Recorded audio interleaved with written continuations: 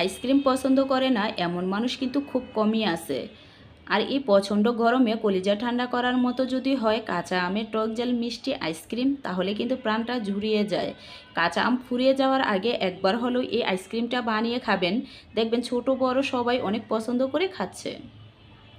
Ice cream বানানোর জন্য এখানে আমি বেশ বড় বড় 5টি আম নিয়ে নিয়েছি।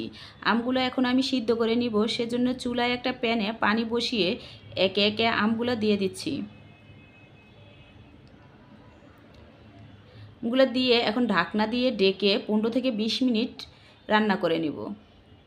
তো 20 মিনিট পর ফিরে আসছি, দেখেন আমের কালারটাও কিন্তু খুব সুন্দর আসছে আর প্রত্যেকটা আমই কিন্তু ফেটে গেছে।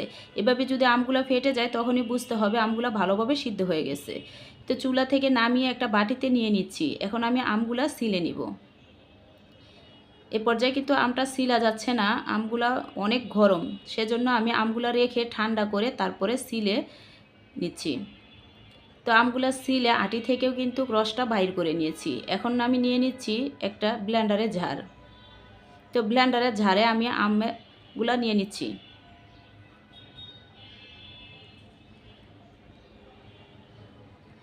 তার ভিতরে দিয়ে দিচ্ছি 1 কাপ চিনি। এ পর্যায়ে কিন্তু আমার আমটা অনেক টক, সেজন্য আমি 1 কাপ চিনি দিয়েছি। আপনারা আপনাদের আম টক মিষ্টিটা বুঝে তারপরে চিনিটা দিয়ে নেবেন আপনাদের স্বাদ অনুযায়ী। দিয়ে দিচ্ছি 1 টেবিল চামচ বিট লবণ। আর দিচ্ছি 1 মুঠো পুদিনা পাতা, ফ্রেশ পুদিনা পাতাটা আমি দিয়েছি। আর দিয়ে দিচ্ছি ছোটো সাইজের 3টা কাঁচামরিচ, হালকা একটু জাল হওয়ার জন্য। আর দিয়ে দিচ্ছি আমের বাটিটা ধুয়ে 1/2 কাপের মতো পানি। দিয়ে দিচ্ছি স্বাদ মতো লবণ। দিয়ে এখন আমি ব্লেন্ডারে পেস্ট করে নিব।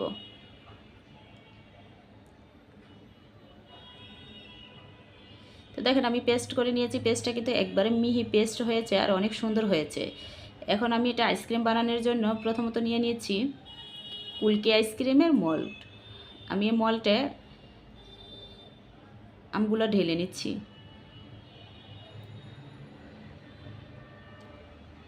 এখন আমি একটা ফয়েল পেপার দিয়ে এভাবে সবটাই একবারে ডেকে নিচ্ছি। ডেকে এভাবে চেপে চেপে নিচ্ছি, তাতে করে কিন্তু প্রত্যেকটা মোল্ডের মুখটা বোঝা যাচ্ছে। এখন আমি একটা ছুরি দিয়ে উপর থেকে একটু করে মাঝখানটা কেটে নিচ্ছি। আমি এখানে আইসক্রিমের কাঠি দিয়ে দিচ্ছি, আপনারা চাইলে কিন্তু এই মোল্ডের ঢাকনা দিয়েও বানিয়ে নিতে পারেন। আর এই আইসক্রিমের কাঠিগুলো দিলে মানে একদম দোকানের মতো মানে আইসক্রিমটি মনে হয়, দেখতে ঠিক দোকান থেকে যেমন কিনে নিয়ে আসছি এরকম মনে হয়। তো কাঠিগুলো দিয়ে এখন আমি ডিপ ফ্রিজে রেখে দেব প্রায় 12 থেকে 24 ঘন্টা পর্যন্ত। এখন আমি এদিকে আরেকটা মোল্ডে ঢেলে নিয়েছি, এটাও আমি ফয়েল পেপার দিয়েই মুড়ে দিচ্ছি। মুড়ে একই নিয়মে আমি কাঠিগুলা দিয়ে দিচ্ছি।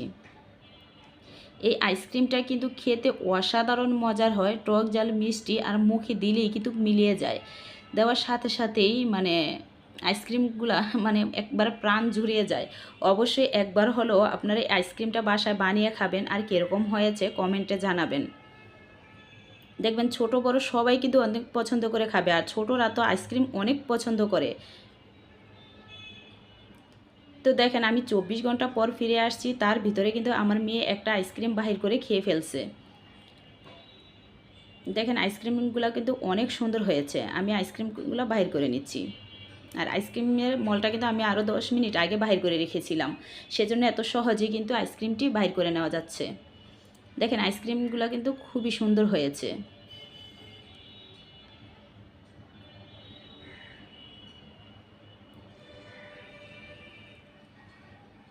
এখন আমি কুলকি আইসক্রিমগুলো নামিয়ে নিচ্ছি। আর কুলকি আইসক্রিমগুলোটা কিন্তু সাথে সাথে বাইর করা যায় যদি হাতে এভাবে একটু ঘুরিয়ে নেওয়া হয়। দেখেন আমি আরেকটা বাহির করে আপনাদেরকে দেখিয়ে দিচ্ছি, এভাবে কিন্তু সাথে সাথে বাহির হচ্ছে না। এভাবে যদি হাত দিয়ে এইভাবে একটু ঘুরিয়ে নেওয়া হয় তাহলে দেখবেন খুব সহজে বাহির হয়ে যাচ্ছে। দেখছেন কতটা সুন্দর হয়েছে।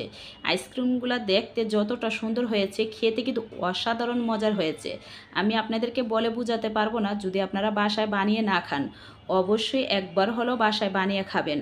আর যদি এই আইসক্রিমের রেসিপিটা আপনাদের ভালো লেগে থাকে তাহলে প্লিজ একটা সাবস্ক্রাইব করে পাশে থাকবেন, যাতে করে নিত্য নতুন ভিডিও দেওয়ার সাথে সাথে আপনারা দেখতে পান।